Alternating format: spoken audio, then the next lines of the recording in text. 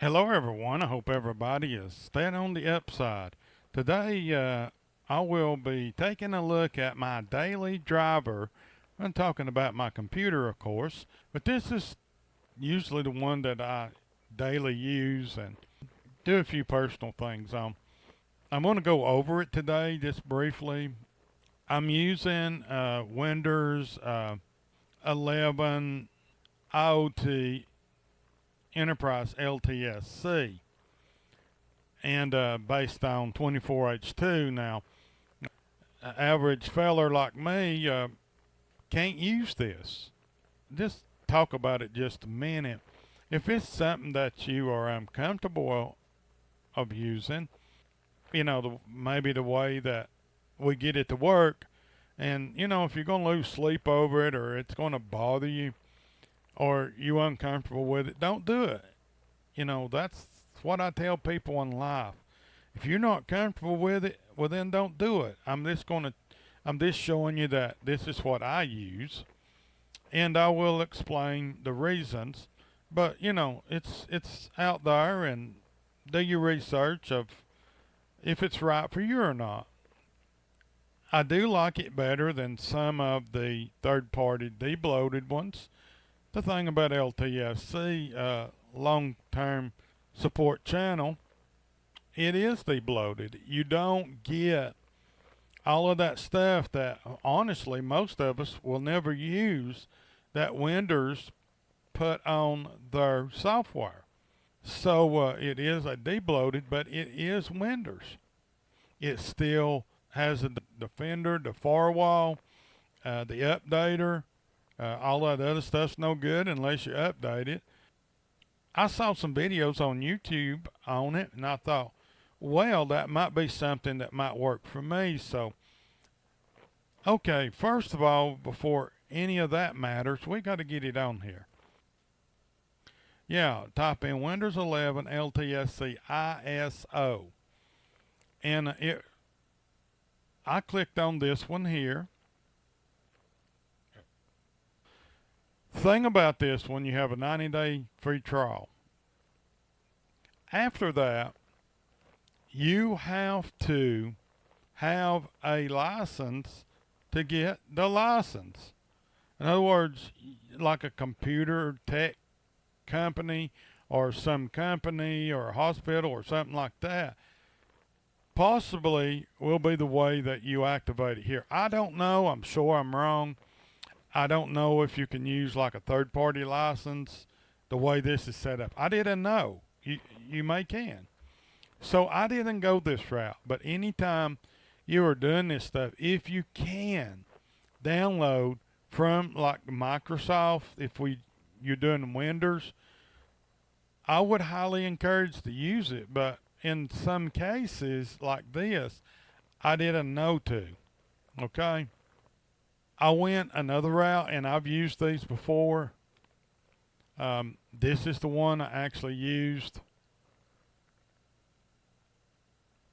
Once you get this on there, you would want to install it. First, you would download it, and then you would also download Rufus, and then you would bring that up. And I've already got it, so I can't do that demo, but I have done them.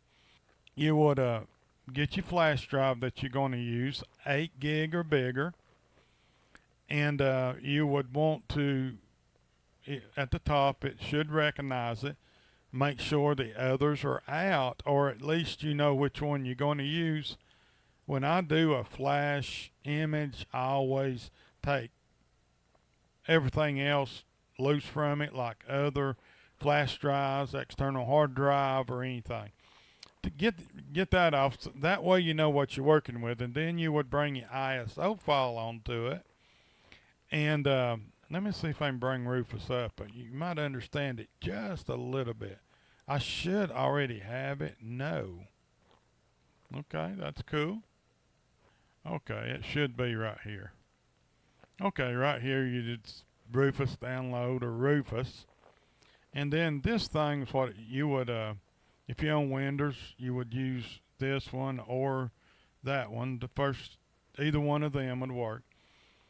Now this is what it's going to bring up. See, I was talking earlier about it would bring you flash up here, what you were going to use. You would click here and find your ISO image. When it's properly right, it will show it and it will have a green check mark here.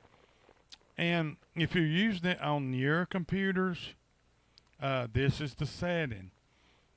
If not, you would want to use FAT32 on it. When you click start, it's going to, there's some choices you can make, like deactivate BitLocker and a few things are, and a few little bypasses you can make, like you normally would go through Windows, actually get some private settings on here, just go through them. You'd hit start. Once this is done, you would have your flash. What you will want to do then is boot it back into the flash. If you have to go into the BIOS, or I always just bring up the menu, the boot menu, and choose what I'm going to do, and usually good.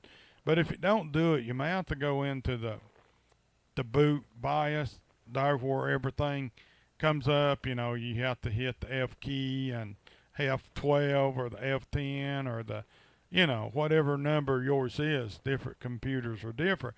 Bring that up, and you may have to cut off secure boot. Just deactivate it, and bring the USB up at the top there in the little menu. Anyway, and then I think you hit F10, that saves and reboots you back into the USB. If the secure boot is not activated, you can also go into the recovery, hit restart, and it'll bring you back into a little menu that you can choose how you want it to boot up. Anyway, when it brings up the install menu, which is usually a blue background, and the install of the Windows, it will ask you English, USA, or whatever the language are, usually two. Now, when it brings it up, stop there. Don't start installing at all. What we will want to do is hit Shift and F10 to bring up the command prompt, and then you would type in on it this part together, small letters, and it would bring that up, and then you would type in list disk, and it will bring up all your disk, and whichever one you're going to install it on, like the hard drive, usually select, it will be 0. So you would type in select 0 or whatever number disk you're going to there, and hit enter, and then it would bring up that it's selected. Then you would type in clear, and of course you enter every time, and then it would say successfully clean, and then you just exit out of it. Exit and then exit again, and that'll bring you back to the install menu that you were looking at before you hit Shift and F10. And then you would go through the install. What that does, though, it cleans, that gives you a fresh install. It cleans off the old Windows or whatever's on there, or if you had a Linux or something on it or whatever, it cleans it off, and you will get a fresh install. You won't go through looking and like, my goodness, why has this took up so much space? Well, that's why we don't clear them off sometimes, and you have the old stuff on there. You can take it off afterwards, but might as well do it there. Once you get it up, you will want to activate it, because it won't be. And if you had like Windows Home or Pro, those licenses won't work. You got to have the license for what it's for. And you will be either go get the original and pay Unreal if you've got somebody to get that for you, like a computer tech or someone that actually goes out and installs these and installs it. You would have to have someone licensed to get that key from Windows. Or there's I call them third party or bootleg keys, which is fine. They work. Which you probably, 20, $30 for them, depending on where you're looking. Or you can do it through a command in the PowerShell if you know what to put in there. I'm going to talk about that in just a moment, and I guess I find out down the road because that's how I done it. Okay, before we get into licensing the computer by using this link. Now, once again, if you don't feel right about it, don't do it, because I have some questions, which I guess I will find out later. But is this a link that maybe was leaked from Microsoft, or is this something that they may get a hold of later and maybe somehow make it not possible of using this? These are some questions you need to ask yourself. So I thought I would throw that out there before we get into this licensing today. Now we are going to look at this bottom one. This right here is the command you will pin, or it be in the link below, and put that in the PowerShell. In other words, the PowerShell is this right here, and you would, right here where it's flashing, you would copy and paste that there and hit enter, and then it would do its thing for a few minutes, and then it would bring up another little menu thing like we're looking at here, along with this, and it will have different things out through there asking you what do you want. Like one's Windows, and then other, like 3 here would be, I think maybe Windows and Office. I put Office, but you would hit 3, and then it would come back to this and do a few other things. And then the only way that I got it to work on mine was to hit all, number 5. And then in a brief it said, and I don't remember, green writing maybe, or yellow, that your window, and it told the description of what it was, is permanently activated and successfully activated. So that lets you know that it's there.